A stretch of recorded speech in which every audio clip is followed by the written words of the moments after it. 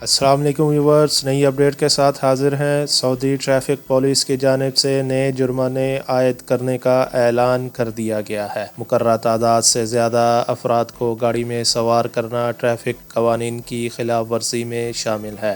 اس حوالے سے سعودی مرور نے ہائی وے کے مسافروں کو وارننگ جاری کرتے ہوئے کہا ہے کہ گاڑی میں مقررہ تعداد سے زیادہ سواریاں بٹھانا ٹریفک قوانین کی خلاف ورزی اور جرم تصور کیا جائے گا۔ سبق ویب سائٹ کے مطابق سعودی مرور نے کہا ہے کہ ہر گاڑی کے سرکاری پیپرز میں سواریوں کی تعداد لکھی ہوتی ہے۔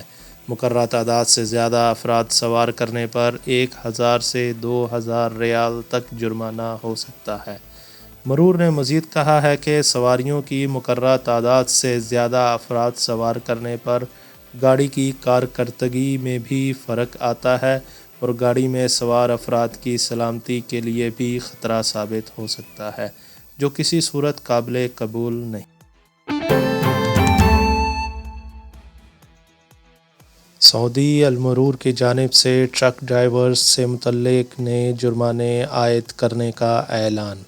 سعودی مرور کی جانب سے ٹریفک قوانین کے حوالے سے نئے اپڈیٹ سامنے آ گئے ہیں، جن میں مرور کی طرف سے واضح کیا گیا ہے کہ وہ حضرات جو ہائی وے پر دوران ڈرائیونگ اپنی صحیح لین کا انتخاب نہیں کرتے اور اپنی من مرضی کے مطابق گاڑی کسی بھی لائن میں چلاتے ہیں، ان کے لیے سعودی مرور کی طرف سے بھاری جرمانوں کا اعلان کیا گیا ہے، اور اس بات کو بھی واضح کیا گیا ہے کہ اگر کوئی ہیوی ٹرک ڈرائیور کسی گاڑی کو راستہ نہیں دے رہا ہے تو اس کو بھی جرمانے کا سامنا کرنا ہوگا، اور یہ جرمانہ 3000 سے 6000 ریال تک کیا جا سکتا ہے۔